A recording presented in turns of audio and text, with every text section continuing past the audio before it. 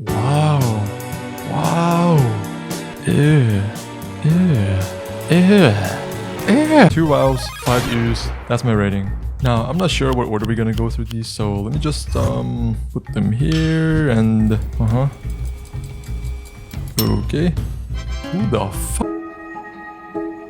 It's Ping Pong, the animation. You probably haven't seen it, and that's okay. All you need to know is that both are actually life animes with sports as the medium through which the story is told. Uoto, the author of 100 meters, is heavily inspired by Ping Pong. Now, they don't say it outright, but there's really no need. It's obvious. Childhood friends duo as the main characters? Check. One of them is injured in the leg? Check. Seemingly conflicting worldviews that are fated to clash in the final arc of the movie? Actually, what are their worldviews? We get a flashback of our first protagonist as he's sprinting ahead of his classmates during a PE class. He's clearly talented at running and very determined. His name is Togashi, and who are you staring at?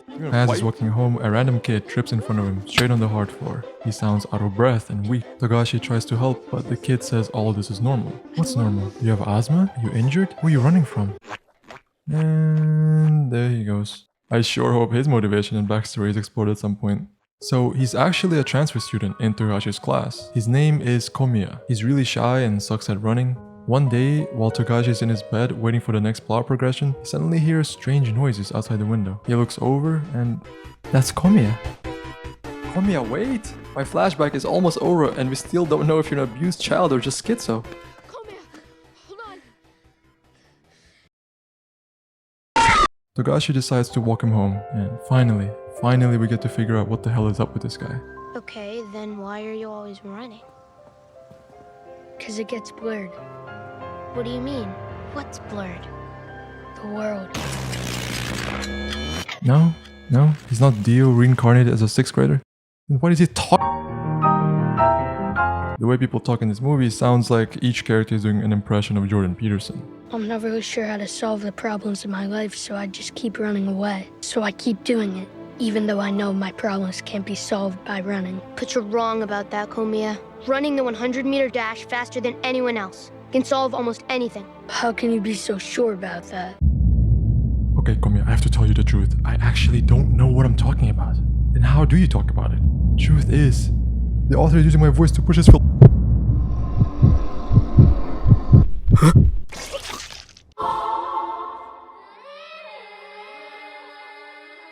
Shit!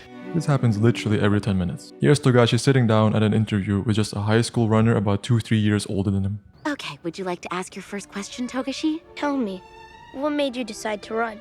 Well, that's easy. To win first place, of course. How about you, Togashi?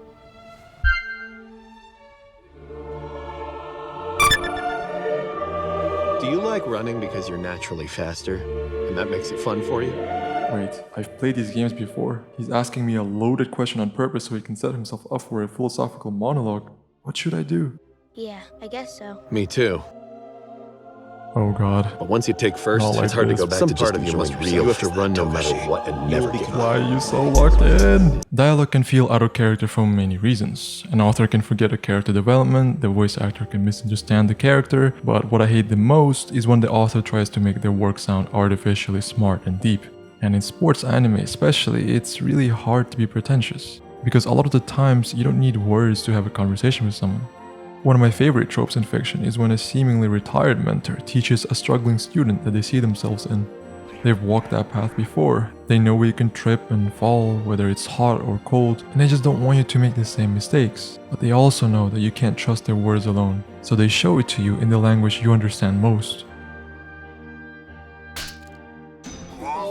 Koizumi is a retired ping pong coach. He was once a legendary star himself. They called him Butterfly Joe. But he ruined his own career because he was afraid he'd hurt his friend. So when he sees his student smile hold back for the same reason, it annoys him. こんなことしてどうなるんですか？強くなる。くだらない。下るよ。賞状やトロフィーがそんなに大切ですか？頂上に立たねば見えない風景がある。He needs to tell Smile that playing at his weakest is an insult to his best friend. But he knows Smile won't listen to a lecture. So he has to pick up the paddle. He has to show that he still got it.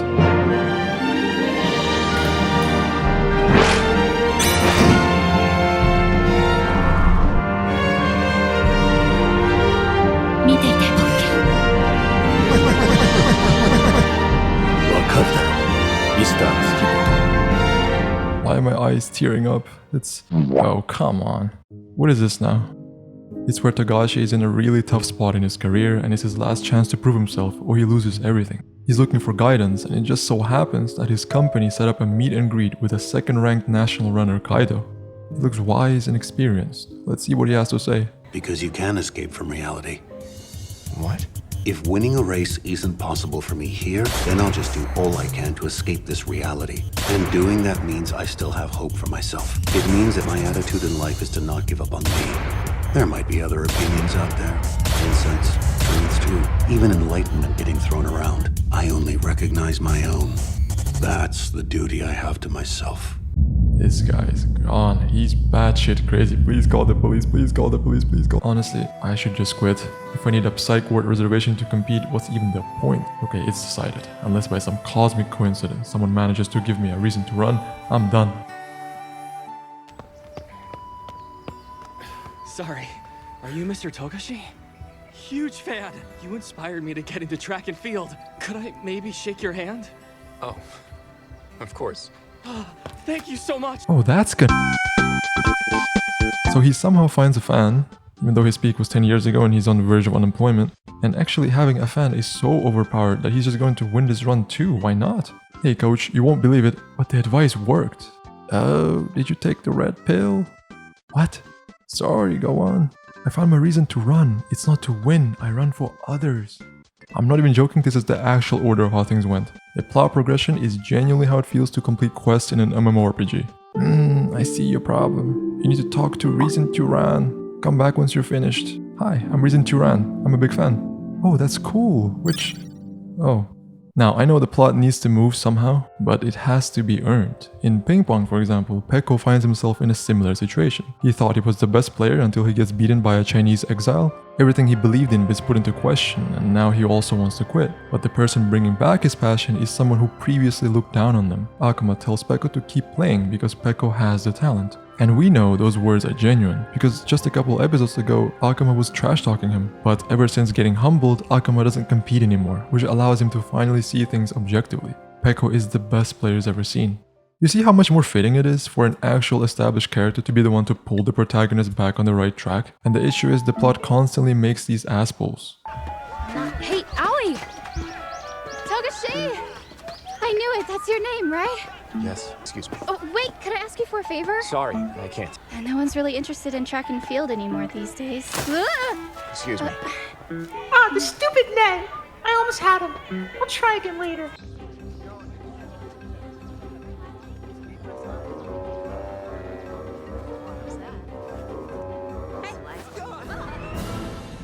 Here, take my food. I don't have much money on me, but... No, it's okay. Actually, do you think you could please do me a favor instead? it somehow works? It somehow works? Togashi! Hey, so I would like to join your club. I thought you didn't like running anymore. Yes, but the way you, kept following me around despite me telling you to stop, it just made me want to run again. So that's a fetish. Hey, we really need your help. I hate running, and I hate life. Give me 10 seconds. On your marks! Get set!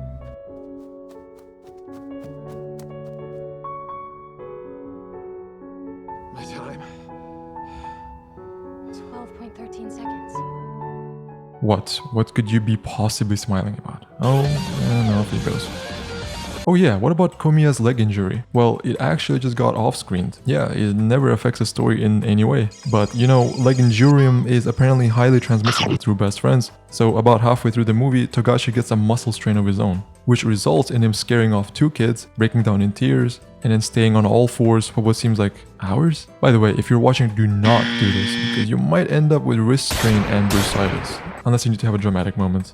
And look, I know it seems like I'm completely shitting on this movie, right? Which I am, but there are cool moments in the movie. Like this rain scene was pretty immersive, and then the final run actually has pretty good animation. Wait, what? The movie's over? What about the sun?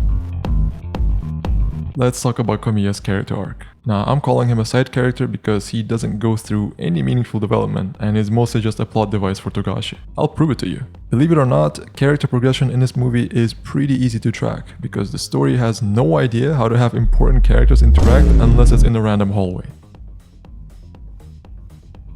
Long time no see.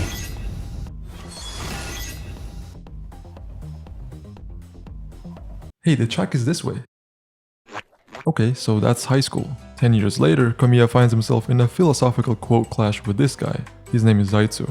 And this is basically Mob if you didn't have the friends Mob hangs out with, and if he spent his entire day scrolling through r/INTJ, which basically means I'm numb to joy. They flex their outlooks on life again, and somehow Zaitsu is now this enlightened, mature character. You know, the maybe it was the friends along the way mentality. Even though it was Zaitsu himself who indoctrinated Komiya into this win or nothing mindset. You've had an incredible career and have a good number of impressive records under your belt. So what motivates you to keep pushing yourself? I'm a living thing. I will die, never to be born again. Whenever I'm competing, I can focus since I'm not afraid. Anyways, Komiya is a Giga Chad, so he's unfazed. I mean, why is it always the already rich and famous people that start telling you riches and fame don't matter? Bullshit. Then he does a final face-off with Togashi. Togashi tries once again to have a normal conversation with this guy. It's good to see you again. Let's turn that question around. Is there really any value to this thing we call living? I'm memeing here, but what's crazy is it doesn't even sound far off. And you can listen to it yourself. I'm not doing that. Anyways, at this point you just think, man, he's beyond help. But, as we've already seen, nobody's beyond help in 100 meters. Komiya smiles for the first time in his life with 8 seconds left in the movie. And this is good because now we can sketch the development arcs of our main characters. Here's Togashi, right? We got the ego death, redemption arc, enlightenment arc. Okay, now Komiya. Is it bugged? Yeah, I think it's bugged. Look, at the end of the day, taste is subjective. If you like the movie, you're within your right to like it. I'm not your mom, and even your mom can't tell you what to like. I'm personally just nitpicky about the stuff I watch, that's all. Oh, by the way, did I tell you I fucking hated the road to school?